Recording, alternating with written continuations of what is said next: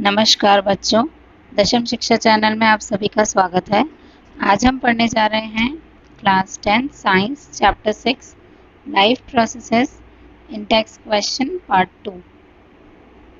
Question number 13, how are lungs design in human beings to maximise the area of exchange of gases. इंसानों के शरीर में lungs किस तरह डिज़ाइन है जिसमें एक्सचेंज ऑफ गैसेस हो सकती हैं। हम सांस लेते हैं और छोड़ते हैं, ये सब प्रोसेस हमारे लंग्स के थ्रू होती है। लंग्स के अंदर ट्यूब्स फॉर्म्स होते हैं, उन्हें ब्रोंचियोलिस कहा जाता है। वो छोटे छोटे ट्यूब्स में डिवाइड होते हैं जो बलून के शेप में होते हैं, जिन्हें एल्वियोले कहा जाता है। ये एल्वियोले बलून शेप में है, इसमें ज़्यादा जगह होती है जिसमें गैस का एक्सचेंज हो जाता है, हम सांस ले पाते हैं और छोड़ पाते हैं। क्वेश्चन नंबर 14, ह्यूमन बींग्स में ट्रांसपोर्ट सिस्टम के कंपोनेंट्स क्या होते हैं। बेसिकली 3 होते हैं कंपोनेंट्स, हार्ट, ब्लड और ब्लड वेसल्स। हार्ट का काम है ब्लड को पंप करना पूरी बॉडी में। ब्लड का काम होता है एक ट्रांसपोर्ट मीडियम है जो 4 चीज़ों से बना है, प्लाज्मा, आरबीसी, डब्ल्यूबीसी और platelets. Plasma food molecules, nitrogenous waste, salt, carbon dioxide, hormones, proteins, ये सब चीज़ों को डिज़ोल्व फॉर्म में कैरी करता है। रेड ब्लड सेल्स, इसमें हीमोग्लोबिन प्रेजेंट होता है, the red pigment and transports oxygen. RBC oxygen का ट्रांसपोर्ट करता है। वाइट ब्लड सेल्स इन्फेक्शन से फाइट करने में हेल्प करते हैं और प्लेटलेट्स ब्लड क्लॉटिंग में हेल्प करते हैं।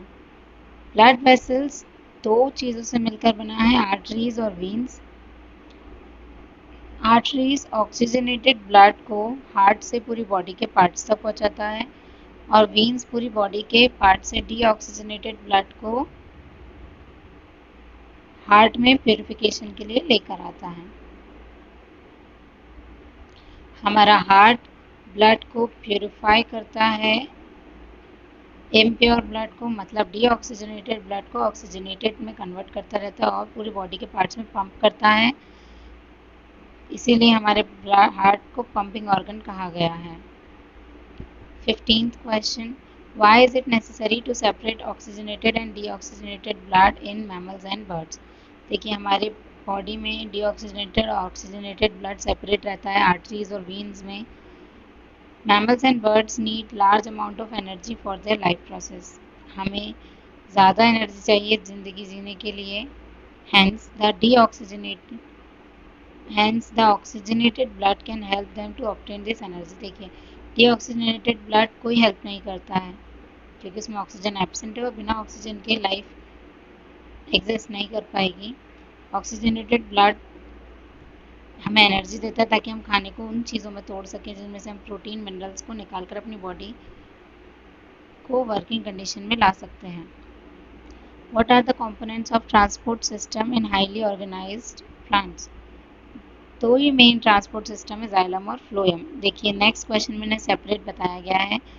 वाटर एंड मिनरल्स का ट्रांसपोर्ट प्लांट में कैसे होता है। क्वेश्चन नंबर 17, ये जाइलम के थ्रू होता है। जाइलम रूट्स में प्रेजेंट होता है जो रूट्स से सक कर लेता है पानी को, सक मतलब खींच लेता है पानी को, और ऊपर टहनियों में पत्तों तक इस पानी को पहुंचा देता है।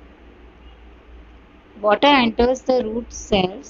The water moves up, creating a column of water that is steadily pushed upwards in vessels and tracheids of the roots, stems and leaves, and are interconnected to form a continuous system of water conducting channel reaching all parts of the plant. ये एक channel बन जाता है, नीचे से ऊपर पानी का फ्लो चलता रहता है। The water loss by leaves through stomata is called transpiration। important है ये वर्ड, ऑब्जेक्टिव में भी आता है। ट्रांसपिरेशन क्या होता है, जब पत्तियों का स्टोमेटा, जो छिद्र होते हैं, बताया था आपको, जैसे पत्ते सांस लेते हैं, उन छिद्रों से ये पानी जब बाहर जाता है तो इसे ट्रांसपिरेशन कहा जाता है। Question number 18, how is food transported in plants. Plants में फूड कैसे ट्रांसपोर्ट होता है, तो ये फ्लोएम के थ्रू होता है। Phloem transports glucose, amino acid and other substances from leaves to roots। देखिए पेड़ को क्लोरोफिल, सनलाइट, वाटर चाहिए होता है खाना बनाने के लिए। पत्तियों से जो चीज़ें एब्जॉर्ब करता है उसे नीचे पेड़ों की जड़ों तक, पेड़ों की टहनियों में, फूल, फल इन सब में पहुंचाने का काम करता है। ये सीव्स ट्यूब के थ्रू किया जाता है हर डायरेक्शन में। Sucrose-like minerals are transported using energy from ATP and osmotic pressure, which is caused due to water. This pressure moves the minerals in the phloem to tissue which have less pressure. This pressure helps in the movement of minerals in plant. Xylem और phloem important हैं, अच्छे से आपको आने चाहिए।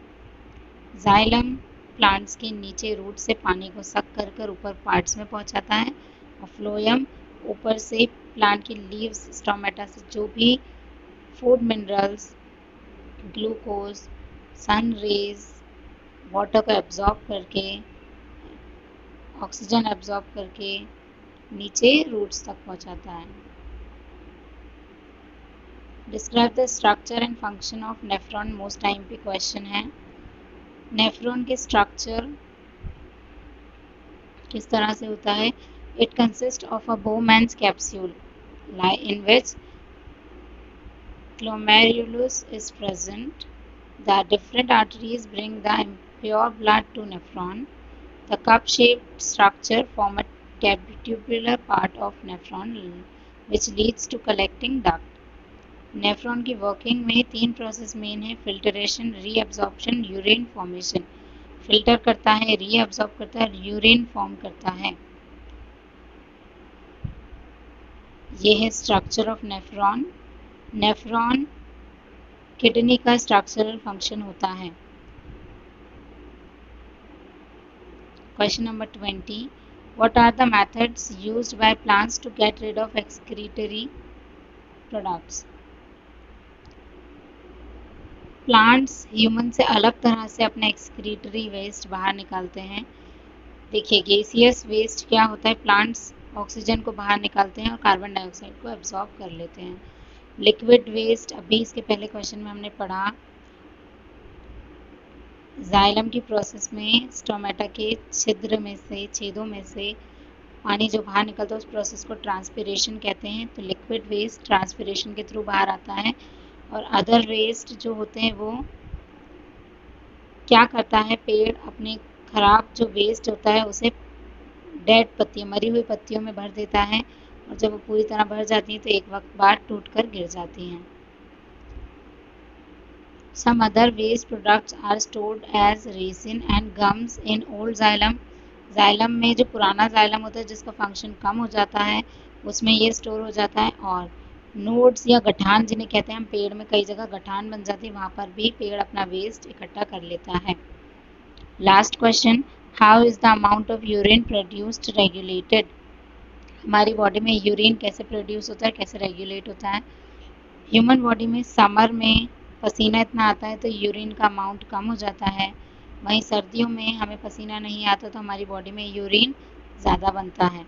The amount of urine produce depend on how much excess water there is in the body. हमारे body में कितना पानी है उतना ही यूरिन बनेगा। कुछ लोग बहुत कम पानी पीते हैं, बॉडी डिहाइड्रेट हो जाती है तो यूरिन फॉर्मेशन भी कम होता है। कुछ लोग ज़रूरत से ज़्यादा पानी पीते हैं, उन्हें ज़्यादा यूरिन लगता है। लिमिटेड पानी पीने वालों को लिमिटेड यूरिन लगता है। देखिए गर्मी में हम पसीना बहा देते हैं तो आधा यूरिन, आधा जो हमारी बॉडी का पानी है वो यूरिन में कन्वर्ट होता है, आधा स्वेट के फॉर्म में, पसीने के फॉर्म में बाहर निकल जाता है। और ठंड में पसीना नहीं आता तो यूरिन थोड़ा ज़्यादा होता है। Thus there is perfect osmoregulation in the body. Body अपने आप इस चीज़ को रेगुलेट करता है। धन्यवाद बच्चों।